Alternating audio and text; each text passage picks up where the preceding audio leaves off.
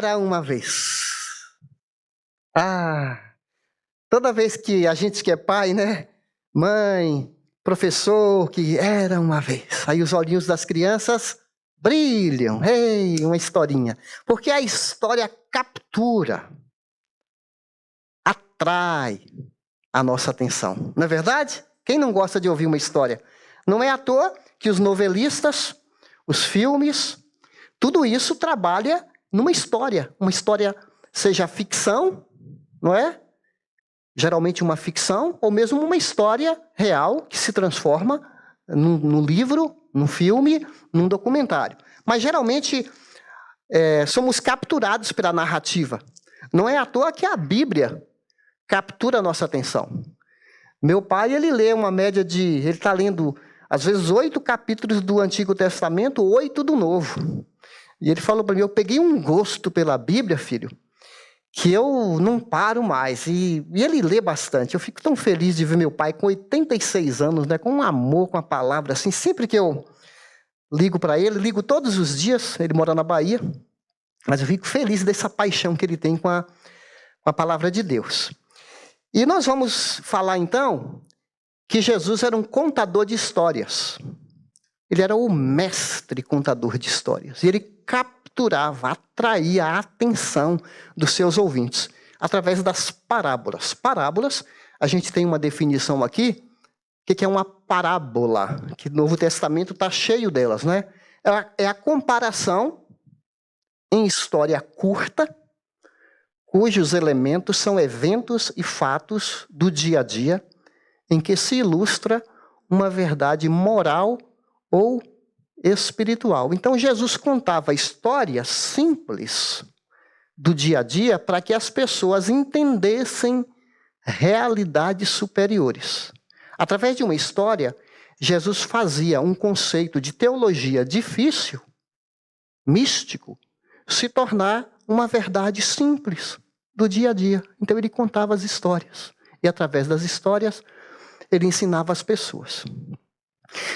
E tem tantas parábolas. Hoje eu estou fazendo a abertura dessa série, porque ao longo do mês nós vamos estar trabalhando sobre isso, né? Eu e os outros pastores, nós vamos estar trazendo para cá, cada semana uma parábola nova. Então, você que já leu a Bíblia, nós vamos mergulhar aí em tantas parábolas maravilhosas. E hoje nós vamos falar de uma parábola que chama Os Trabalhadores da Vinha. Certamente você já deve ter ouvido falar dessa parábola. Eu quero só lembrar que o livro de Mateus, o público original, Mateus era um ex-cobrador de impostos. Lembra semana passada o cobrador de imposto e o religioso que pastor Rogério pregou? Quem estava aqui deve lembrar, não é? Pois ele era um ex-figura pública inimiga número 1, porque geralmente o fiscal era assim, até hoje, né, o fiscal. Ele se tornou o escritor do livro de Mateus. E Mateus tem um estilo diferenciado, porque Mateus é aquele autor que ele vai narrando, aí ele para e fala assim, isso aconteceu para que se cumprisse o que o profeta falou. Você já percebeu isso na Bíblia? Ele foi para o Egito para que se cumprisse o que o profeta falou. Do Egito chamei o meu filho. Então ele trabalha assim, provando pelas Escrituras que Jesus é o Messias prometido. Então, Mateus vai narrar, e é só em Mateus que tem essa parábola, dos 4 evangelhos, por isso que ela tem um certo diferencial, essa parábola. E alguns dizem que é uma das mais complicadas. Eu não acho que é uma das mais complicadas, não. Se a gente observar bem, a gente vai perceber a beleza desse texto. Então eu quero pedir para você abrir em Mateus, capítulo 20. A gente, de vez em quando, tem que pedir o povo para abrir a Bíblia, porque senão a gente fica mal acostumado, lendo a Bíblia só no telão. Não é verdade? Então é bom manusear a Bíblia, o seu aplicativo aí. Vamos abrir no aplicativo aí. E deixa a Bíblia aberta, porque a gente vai recorrer a Mateus. Antes de eu prosseguir, eu preciso lembrar para nós uma coisa. Quando Jesus contava uma parábola, quando Jesus contava uma história, ele não contava a história do nada. Tinha um preparo. Tinha um porquê Jesus ia contar aquela história. Isso ajuda demais na compreensão da história. Por que Jesus contou o que contou? Nesse caso aqui, o capítulo 19 de Mateus, que a gente vai ler o capítulo 20. Mas se você está com a sua Bíblia aí, no capítulo 19, nós temos aqui no capítulo 19 aquela situação do jovem rico. Lembra daquele milionário? Ele fala assim, no 19:16. Eis que alguém se aproximou de Jesus e lhe perguntou, mestre, na minha versão, fala assim, o que eu farei de bom para ter o quê? A mente dele era de uma teologia do mérito. Eu preciso fazer alguma coisa para ganhar a vida eterna. Olha a pergunta para Jesus. Ainda bem que foi perguntar para Jesus, né? Foi perguntar para aquele que sabe, que pagou para nós. A gente não precisa pagar, ele já pagou. Foi perguntar para Jesus, o que eu tenho que fazer de bom? A cabeça dele é como na semana passada, do religioso, que foi no templo, o fariseu. Oh Deus, graças te dou. Porque eu não sou como os demais. Sarralé. Eu dou a minha contribuição na igreja. Eu oro. Eu rezo. Eu estou em todas. Eu não sou como aquele cobrador, aquele publicano, gentalha, olha para mim. Então, é o camarada que acha que ele merece algum favor de Deus. O que aconteceu com o outro? Deus, tem misericórdia de mim. Eu sou mau, eu sou perverso, eu sou egoísta, eu sou invejoso, eu tenho tanto problema na minha cabeça. Tem misericórdia de mim. Aí Jesus fala que esse, que era mais uma parábola, né? Foi para casa justificado. A oração dele subiu. A oração do outro não subiu. Porque essa é a diferença do cristianismo verdadeiro e das religiões. Qualquer religião, você tem que fazer alguma coisa para ganhar o favor de Deus. Qualquer religião.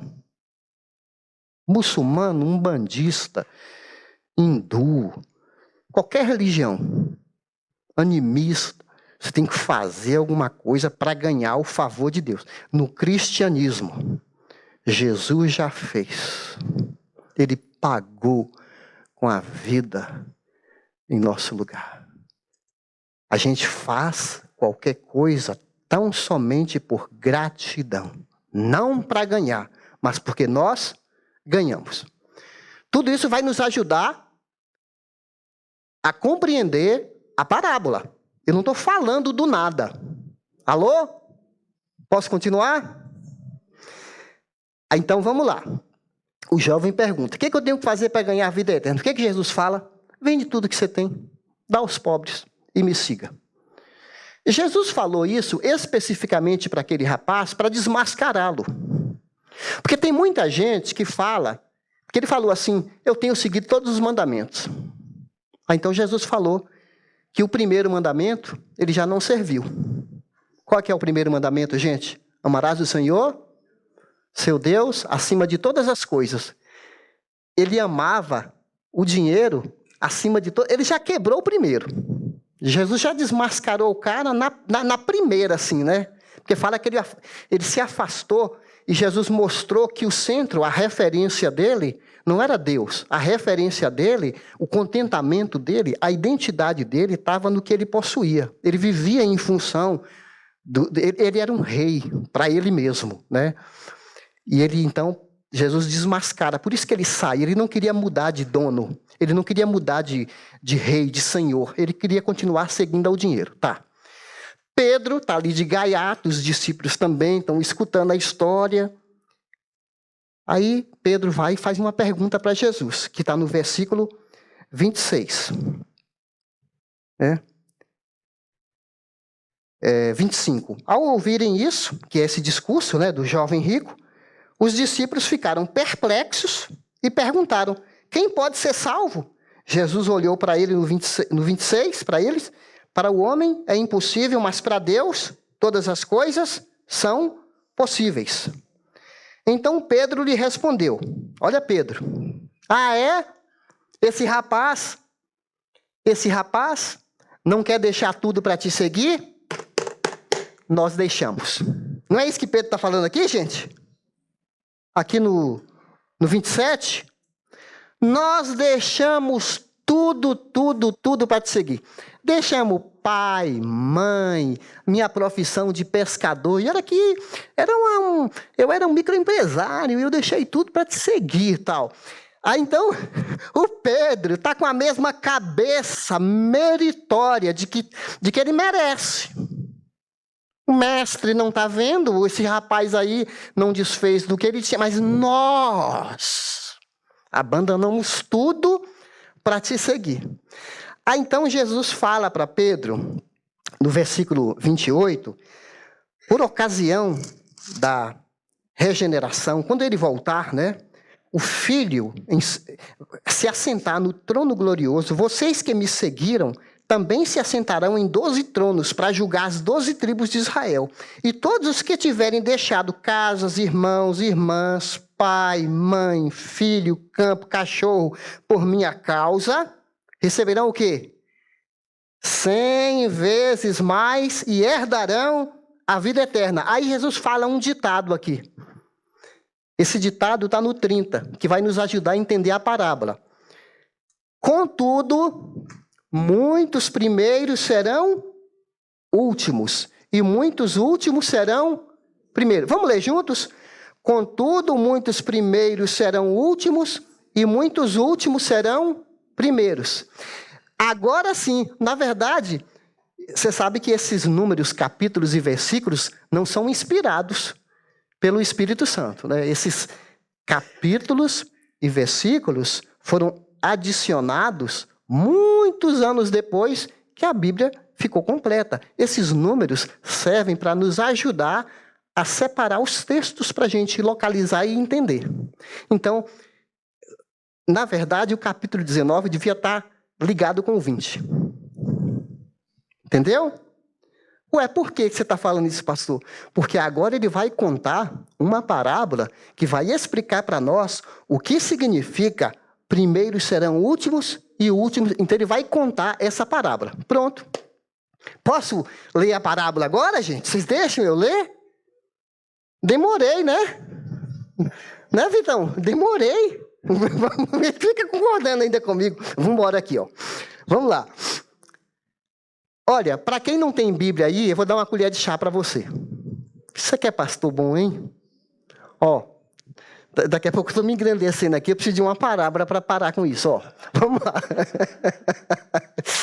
Pois o reino dos céus é como um proprietário que saiu de manhã cedo para contratar trabalhadores para sua vinha.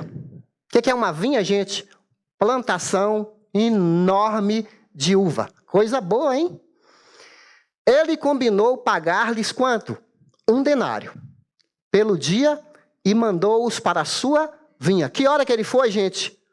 Cedinho. O horário de trabalho deles era 6 da manhã. Esse proprietário levantou antes das 6, provavelmente. Continuando. Por volta das 9 horas da manhã, ele saiu, o proprietário, e viu outros que estavam desocupados na praça e lhes disse: vão também trabalhar na vinha, e eu lhes pagarei o que for justo. Observe bem. Ele não falou que vai pagar 1 denário, porque já são 9 da manhã. O dia já ficou menorzinho, né? Mas ele vai pagar quanto? O que for justo. E eles foram. Saindo outra vez por volta do meio-dia, e das 3 horas da tarde, fez a mesma coisa. Que coisa? Ele voltou lá, meio-dia, 3 horas da tarde, e chamou aquelas pessoas que estavam na praça. Saindo por volta... o dia não está acabando? É isso mesmo? Saindo por volta das 5 horas da tarde, encontrou ainda outros que estavam desocupados e lhes perguntou: por que vocês estiveram aqui desocupados o dia todo? O que eles responderam? Ninguém nos contratou. Responderam eles. Ele lhes disse: vão vocês também trabalhar na vinha.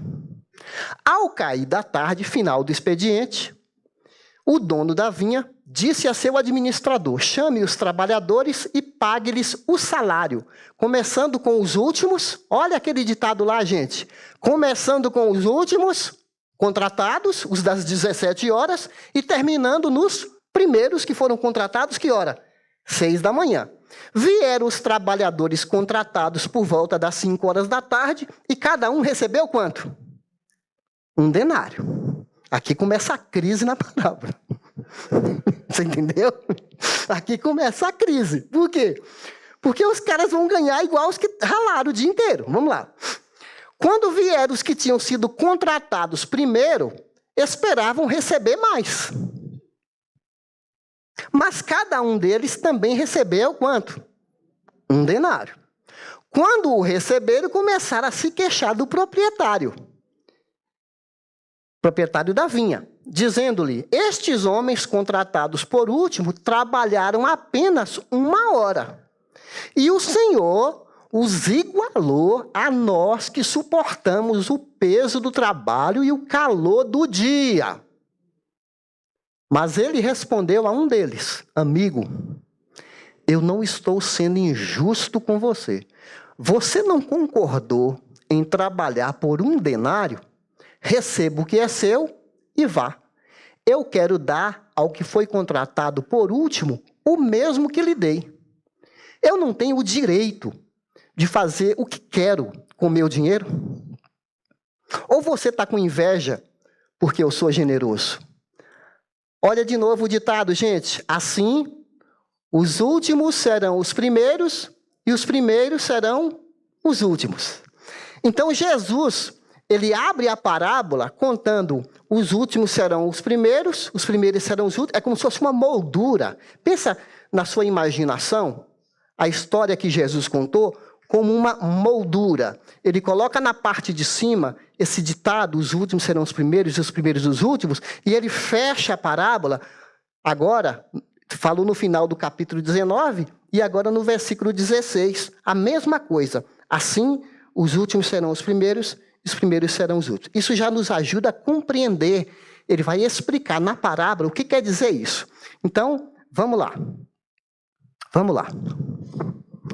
Nas histórias de Jesus, era muito comum Jesus incluir personagens que eram as pessoas mais comuns da época.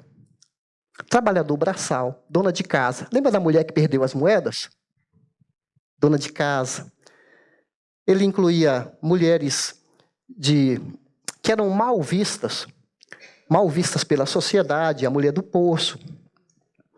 Ele contava histórias de pescadores do campo. Ele pegava gente que, aos olhos da sociedade, eram pessoas, às vezes, escorraçadas. Só que essas pessoas fragilizadas, pessoas machucadas na vida, eles acolhiam a palavra de Deus com uma vontade tão grande, porque todo mundo que tem uma vida muito quebrada, quando a graça de Deus vem para essas pessoas, se torna uma matéria-prima para o poder de Deus trabalhar.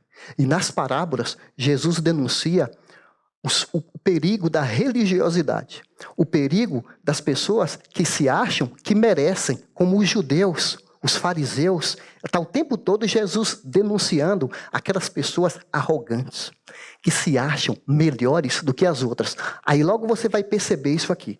Então nós vemos aqui, nessa parábola, 3 ações aqui. O Senhor da vinha, quem é, gente? Já deu para você perceber que é Deus. Tá certo? Na parábola, o Senhor da vinha é Deus. Isso fica muito claro e você vai ver isso como isso é claro. Olha a ação do Senhor da vinha. Aliás, Jesus falou em João 15, né? Meu pai é o dono, meu pai é o agricultor. Lembra disso? João 15, 1. Por que eu falei isso? Vamos voltar aqui, ó. A ação do Senhor da vinha. Segundo, o altruísmo. Ele é generoso. Ele é um homem bom. Ele é um homem que recompensa. E terceiro, a autonomia, a liberdade, a soberania do dono da vinha para tomar decisões. Então a gente vai ver rapidamente, vamos lá? Rapidamente vamos ver isso aqui. A ação do Senhor da vinha. Olha só, capítulo 20. O reino dos céus é como um proprietário que saiu de manhã. Gente, eita, tá quebrando o negócio. Ó, o reino do céu é como, olha a comparação. Olha a comparação. Isso é bom para o ouvinte de Jesus saber que há um reino diferente do reino desse mundo. Aqui no reino desse mundo, cada um de nós quer ser o proprietário da vinha. Aqui no mundo dos homens, nós só ajudamos as pessoas quando elas dão algum benefício para nós. Geralmente, nós não queremos ajudar alguém que não nos dá nada em troca. E geralmente, a gente fala assim, bem que essa pessoa mereceu isso. Tá vendo? Quebrou a cara. Olha lá. Merece. Olha, tem pessoas que lá no nosso íntimo, às vezes a gente fala assim, não merece ir para o céu. Não merece, não merece, não merece. Me fez muito mal. Não tem jeito, vai queimar no fogo do inferno. Nós somos maus, gente. Ou é só eu? Às vezes, a gente fica julgando as pessoas, a gente se torna um juiz. Então Jesus está contando aqui uma parábola para abrir nossos olhos. Olha o que esse homem fez. Deixa essas verdades tomarem conta da sua vida, de forma que você viva, não mais como alguém dessa cultura nossa. Alguém que só faz as coisas aqui para impressionar os outros, que tem inveja dos outros, ou que quer estar acima dos outros. E esse proprietário, gente, ele saiu de manhã cedo para contratar trabalhadores para a sua vinha. Faz lembrar de Deus, o Senhor da seara. Os mais velhos eu preciso explicar para os mais novos o que é seara. Porque às vezes a gente lê uma coisa da Bíblia, os mais novos não sabem. Davi, o que é seara? Não é da roça, não. Quem é da roça aqui, o que é seara, gente? Ou talvez nem é da roça, mas você sabe o que é uma seara? É uma plantação de milho, ou trigo, ou vinha que vai colher.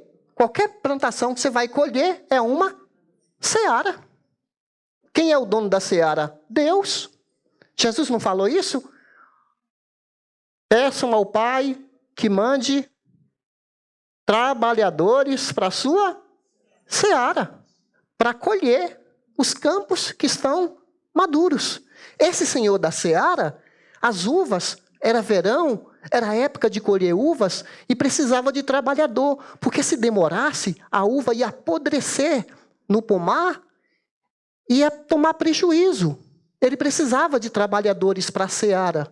E ele sai de manhã atrás dos trabalhadores. Naquela época, a gente não tinha CLT. Jesus não está falando aqui de direito trabalhista. Ele está falando de uma realidade comum. As pessoas diaristas, porque tinha os escravos, tinha os microempresários, como Pedro, por exemplo, trabalhava na pesca. Talvez tinha um ou outro que trabalhava com... Os pastores, né, viviam das ovelhas, os microempresários. Então, Pedro era filho de Zebedeu, que tinha uma empresa de pesca. É isso aí, Rita. Rita, você me fez esquecer o que eu estava falando agora. Então, gente, tinha os escravos de guerra, tá certo? E tinha os diaristas. Essa realidade não é tão distante da gente, não. Eu morava no interior, uma cidade pequena na Bahia, e eu via de manhã cedo, quando eu ia para a escola, aqueles homens marombados, homens fortes, truculentos assim, que a gente falava, caramba, que homens musculosos. Chegavam os caminhões na cidade, os fazendeiros, os comerciantes, os donos dos armazéns, chamavam aqueles caras para descarregar o caminhão. Vinha coisas aqui de São Paulo, sacos de... Na época da seca, não tinha milho na Bahia, trazia sacas de milho aqui do sul, e aqueles homens descarregavam. Então, eles eram diaristas. Eram contratados de manhã, ficavam ali, aguardando. Se trabalhava, tinha dinheiro. Se não trabalhava, não tinha dinheiro. Aqui na praça é um lugar de comércio, é um lugar de movimento. Eles estão ali, esperando alguém contratar. Está vendo o cenário? Deus está atrás de trabalhadores para trabalharem para Ele. Deus está chamando você para trabalhar na vinha dEle. Sabe? E se Deus não chamar a gente, tem um mercenário nessa vida que vai te contratar. E você vai trabalhar para Ele. E esse mercenário, ele é mau. Ele não quer seu trabalho, ele quer sugar você. Ele quer desgraçar sua família. Ele quer roubar suas energias. As pessoas estão numa praça, na praça da ilusão. Elas estão vivendo vidas fúteis, vidas medíocres. Pessoas estão vivendo sem sentido. Ah, pastor, mas elas estão trabalhando, mas é essa vida miúda. Vai trabalhar, volta para casa, vai trabalhar, volta para... Sem perspectiva, sem horizonte. Estão vivendo assim por viver. Estão existindo. Estão sofridas. Estão vivendo essa vidinha comum, sem esperança, sem conhecer a Deus, sem conhecer esse proprietário bondoso. As pessoas estão assim. Aqui fala que ele toma a iniciativa, a ação desse senhor da vinha. Ele saiu cedo. Pode desligar agora o slide, que a gente vai fixar só aqui no texto. Querido, você já foi chamado? Você já foi chamado para trabalhar para esse Senhor? Ah, pastor, mas eu trabalho, eu sou prestador de serviço. Ah, pastor, mas eu trabalho dando aulas. Eu trabalho com TI. Ah, eu sou enfermeiro. Jesus te chama para algo muito superior. Esse é seu trabalho para você ganhar vida. Mas não é apenas esse trabalho. Ele te chama para trabalhar para Ele. Então, fazendo o que você faz, você não está a serviço daquela empresa. Você está a serviço de Deus através daquela empresa que te dá o seu sustento. Mas você trabalha para Deus. Colossenses não fala isso? Tudo que você fizer, faça de coração. Não para ser o gerente. Não para ser o... Faça como se fosse para Deus. Então, todos nós somos chamados para trabalhar na seara. Deus está chamando... Você já foi convocado? O Edson leu. Ah, Edson, que versículo é esse que você leu? Olha só. Todas as coisas contribuem para o bem daqueles que Ele chamou. Que Senhor maravilhoso, né? Mesmo os perrengues da vida, todas as coisas contribuem para o bem daquele que Ele chamou. O que a gente tem que falar agora? Amém? E também o segundo ponto, a bondade do Senhor. Vamos falar da bondade de Deus? A gente viu da iniciativa dele, a bondade do Senhor. Ele saiu à caça de empregados. Aqui, quando fala que ele saiu por volta, no versículo 3, por volta das 9 da manhã, ele saiu e viu. Ele não estava atrás de trabalhadores mais. Ele saiu, talvez ele foi no banco, Bradesco, talvez ele foi negociar, vender geleia para alguém que compra geleia, porque ele produzia geleia de uva, ou suco de uva. Ele era um negociante. Só que quando ele sai para cuidar do seu negócio, ele vê trabalhadores que estão lá, 9 da manhã. E ele chama aqueles trabalhadores, vão para a minha vinha, tem serviço para vocês lá. Talvez nem tinha gente, que ele já estava... Mas ele chama 9 da manhã. Ele é bondoso. Ele olha aquelas pessoas como pais de famílias que precisavam trabalhar. Aqueles que já estavam trabalhando, os que foram chamados às 6 horas da manhã, eles estavam felizes. Ah, ganhei meu dia. Estamos trabalhando. Esse senhor é bondoso. Esse senhor da parábola, provavelmente, ele era conhecido. Até porque quando ele fala, eu vou pagar o que é justo. Vitor é um prestador de serviço de transporte. Fazendo a propaganda depois a gente combina. Então, aí alguém fala assim, Vitor, você faz uma mudança para mim? Aí o Vitor fala assim, faço. Tá bom, Vitor, eu vou te pagar o que é justo. Tá bom? É assim que funcionam as coisas? Não. Porque aquilo que parece justo para mim pode não pagar nem o combustível dele. Ele não pode ser guiado por isso. Não é verdade? Mas aquele homem, ele era bondoso. É tanto assim que os trabalhadores nem discutem financeiramente. Ah, o senhor chamou? É para trabalhar na vinha? Estamos indo. E vão. Só que esse homem, ele vai quantas vezes? Ele vai 9 da manhã. Vamos ver se os alunos aqui estão ligados. 6 da manhã, da hora. Depois, 9 da manhã, meio-dia. Como é que vai chamar uma pessoa para trabalhar só meio período? Depois, 3 horas da tarde. E para nossa perplexidade, 5 horas da tarde. Um parênteses aqui. Se eu fosse aqueles caras de 5 horas da tarde, chamou a gente para trabalhar, mas 5 horas, até chegar, vinha meia hora. Até você se aquecer para trabalhar, o administrador está sentado na mesa, com a calculadora, as pranchetas. Os caras praticamente estão vindo para ganhar um denário, sem trabalhar. Vocês estão comigo? Porque das 5 às 6, a hora... Porque a vinha ficava provavelmente um pouco retirado do centro comercial. Não é verdade, gente? Perceba esses detalhes, porque aí você vê a grandeza dos ensinamentos de Jesus. Olha só, por que esse homem chamou pessoas que estavam desocupadas? Porque ele era bondoso, ele era sensível.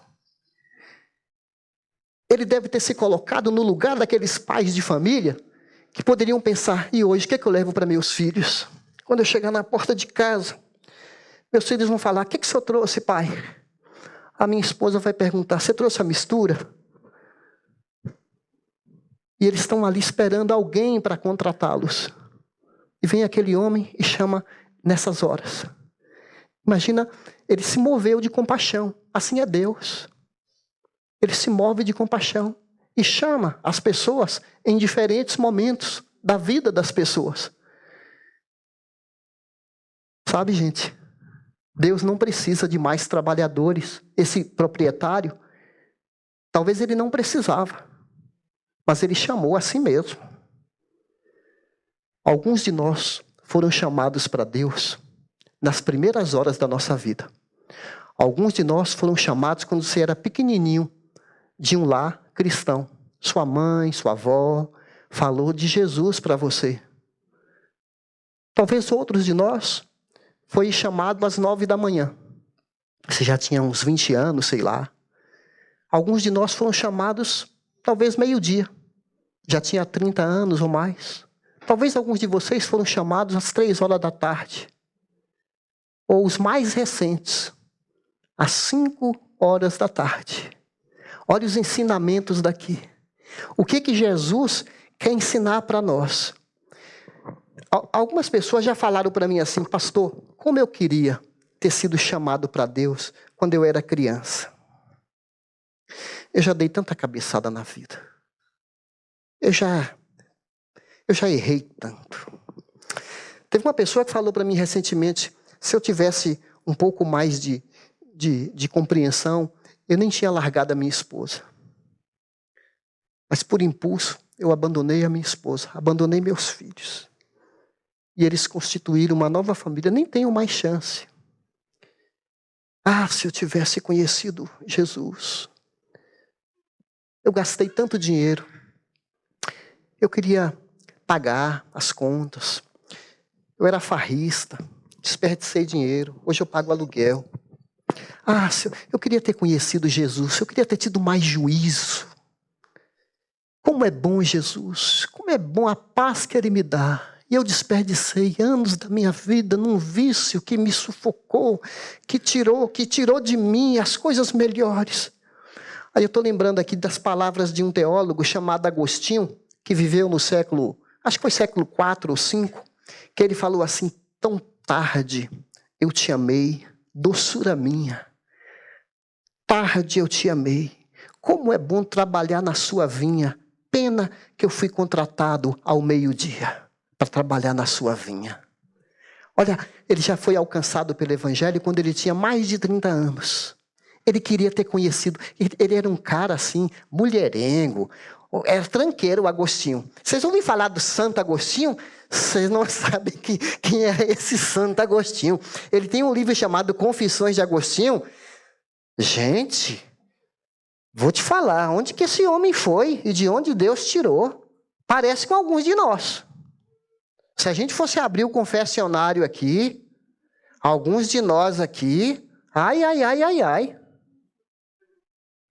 Mas é um privilégio, gente. A gente conhece o dono da vinha, o caráter, ele é bondoso, ele se importa com a gente, ele tem sensibilidade. E por último, a soberania do Senhor da vinha. Vamos ver um pouco essa soberania. Aqui na hora do pagamento, versículo 8. Ao cair da tarde, hora boa, não é? Quem não gosta da hora do pagamento? Hora do pagamento. Ele deu a instrução, chama os trabalhadores e pague-lhes o salário, começando com os últimos, depois os primeiros. Aí eu fico imaginando a fila, né? A fila.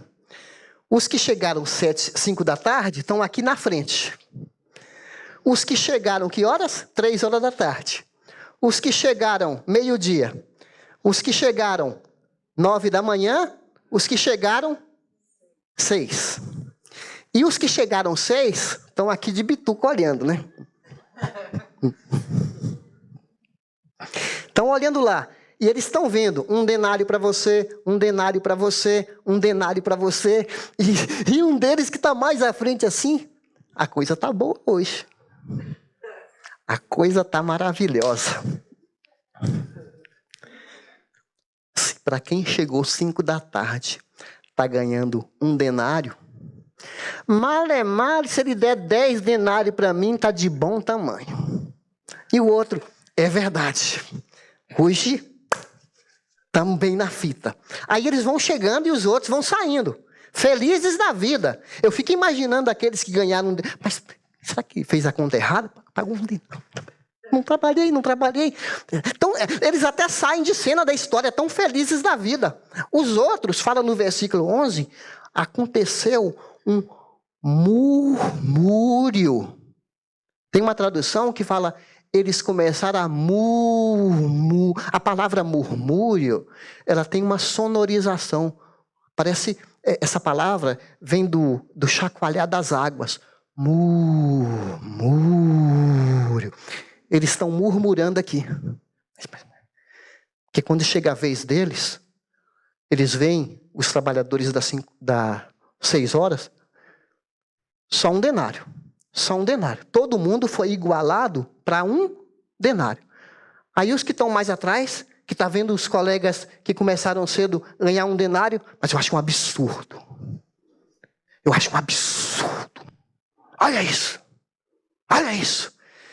Só que um deles, e geralmente o descontentamento, alguém levanta a lebre, né? Pode ser que os outros tá. Mas um fala assim, é um absurdo. Um absurdo. Nós ralamos aqui o dia inteiro. E chegam pro dono e falam assim, o que está acontecendo? Nós ralamos, chegamos cedo, enfrentamos o calor do dia, o sol, suamos pra caramba. E agora o Senhor nos iguala? Aqui tem essa palavra, o Senhor nos igualou, no versículo 12. O Senhor nos igualou, nos colocou iguais a esses caras que não trabalharam. Gente, estava tudo indo muito bem. Eles estavam felizes, estavam trabalhando na vinha. Mas quando começaram a tirar os olhos para cima, para agradecer a Deus, e começou a olhar do lado e comparar a inveja. Isso aqui é uma grande lição para nós. É uma grande lição para nós. Os judeus não queriam que os não-judeus fossem salvos. Você sabia disso? O judeu raiz, ele queria o Messias só para eles. É por isso que eles dificultavam, eles queixavam do cristianismo. Que história é essa que Deus abriu a porta para essa gentalha? Esse povo, que é igual cachorro, chamava a gente de cachorro. O judeu, raiz, o orgulho deles. Porque Deus estava chamando prostituta, leproso, mulher adúltera, fiscal de imposto de renda. Só a escória. Curando endemoniado. Fala assim, esse Jesus aí, agora nós somos filhos de Abraão, dá licença? Nós conhecemos a lei, nós conhecemos o ritual, Abraão é nosso pai. O que o senhor está fazendo?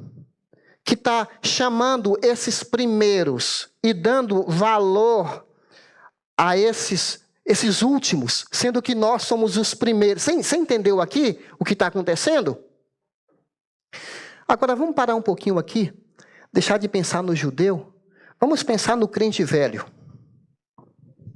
Que quando Jesus chamou, ele ficou tão empolgado para trabalhar na vinha. E quando eu falo isso, eu tenho que falar para mim também, que eu já sou crente velho no sentido de anos de convertido, tá? Eu me converti com 17 anos. Só que a gente tem que tomar cuidado para não pegar uma doença da inveja, do orgulho, de achar que nós merecemos, que nós somos mais privilegiados do que as outras pessoas. A gente tem que tomar muito cuidado com isso, gente. Por quê? Porque Deus está chamando pessoas da última hora. E a gente não pode perder o encantamento quando eu fui chamado, que eu não merecia. Ele me incluiu na vinha. Que privilégio. Acontece que o tempo passa, a gente começa a reclamar. Por que Deus não ouve minha oração? Eu estou orando há 20 anos e aquele camarada se converteu há uma semana e Deus já ouviu a oração dele. Meu marido não se converteu ainda, o marido dela se converteu. Eu estou aqui nessa igreja há 30 anos, 40 anos, 100 anos. Não, a igreja não tem tudo isso não. Eu estou aqui há tantos anos. Aquele elemento já está sendo reconhecido lá na frente.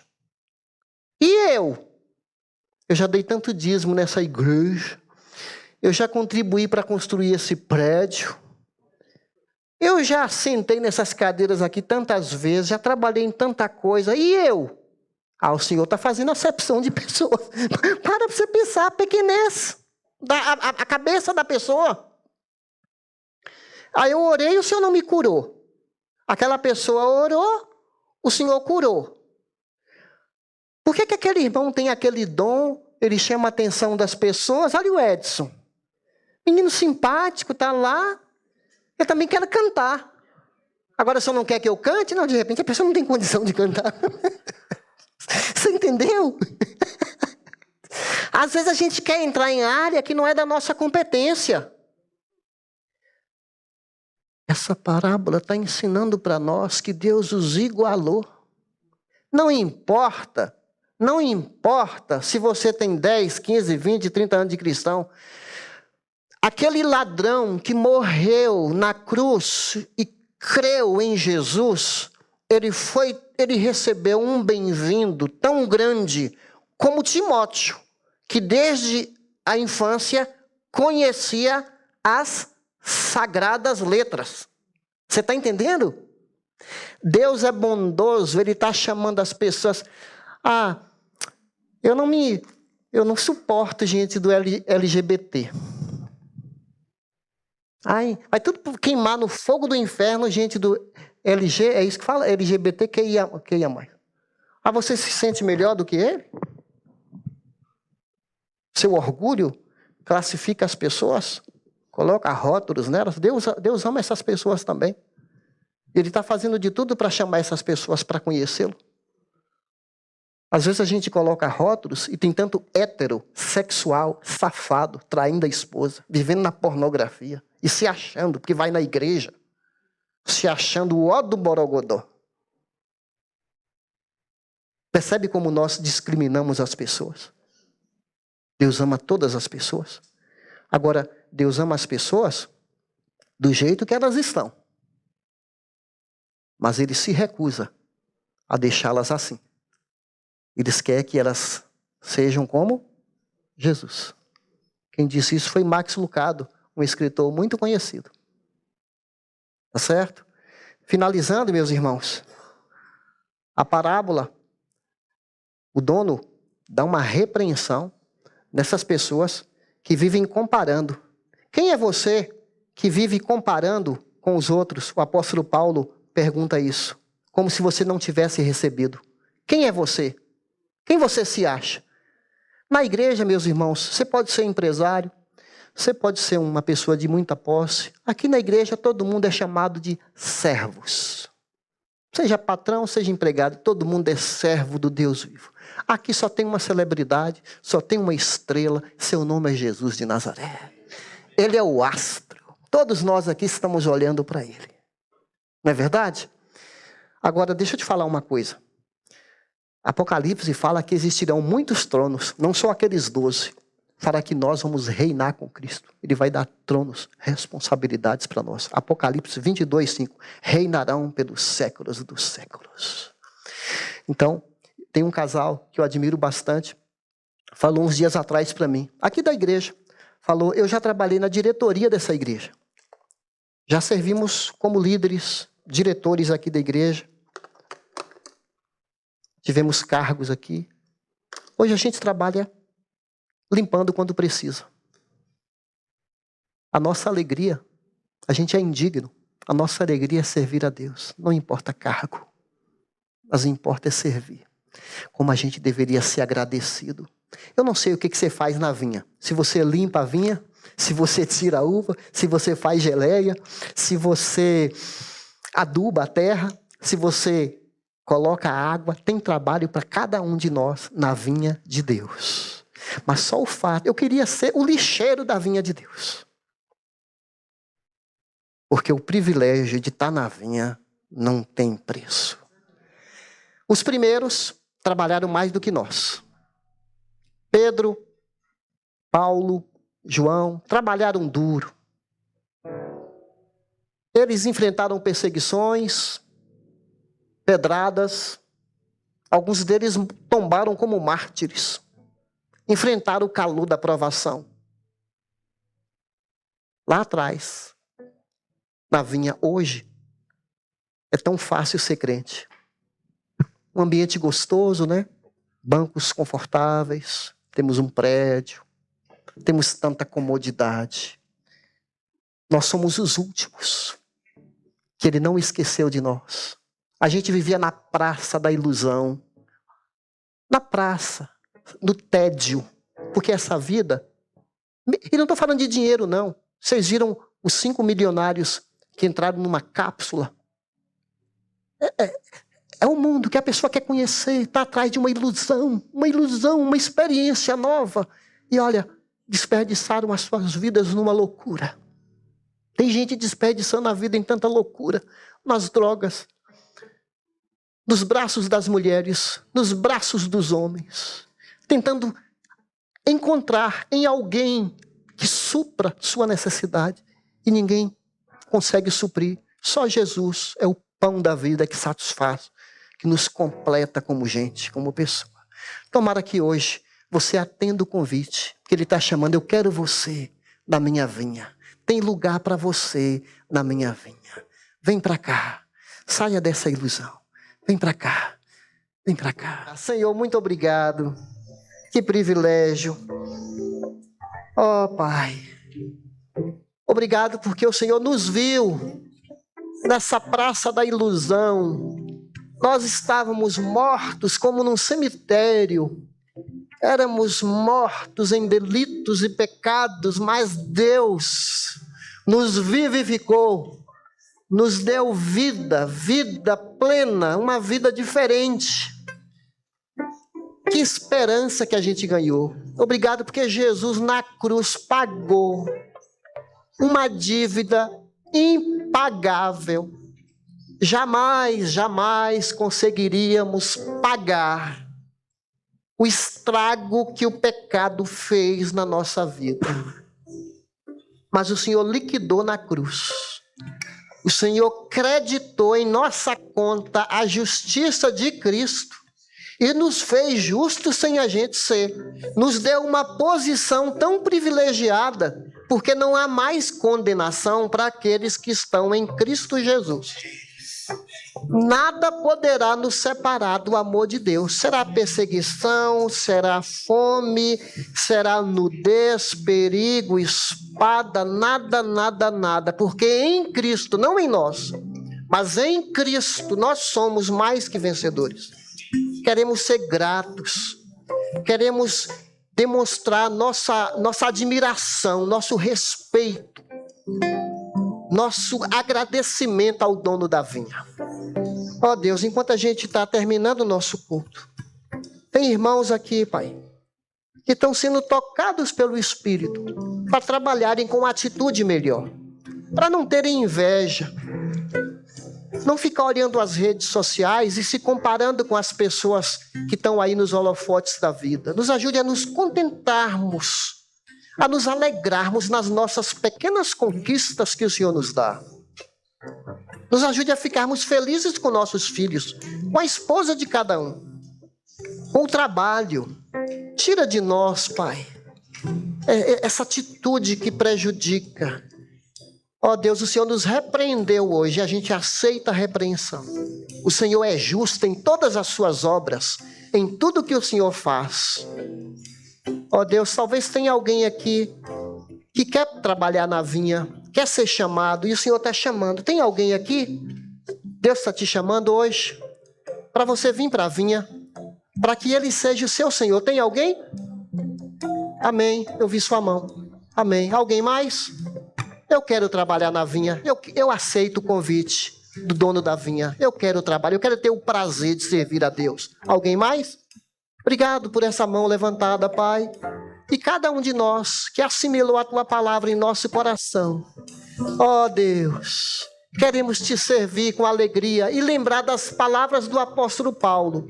Sejam firmes, constantes, sempre firmes e abundantes na obra do Senhor, porque o seu trabalho nunca é vão, nunca é vão. Amém. Glória a Deus. Amém.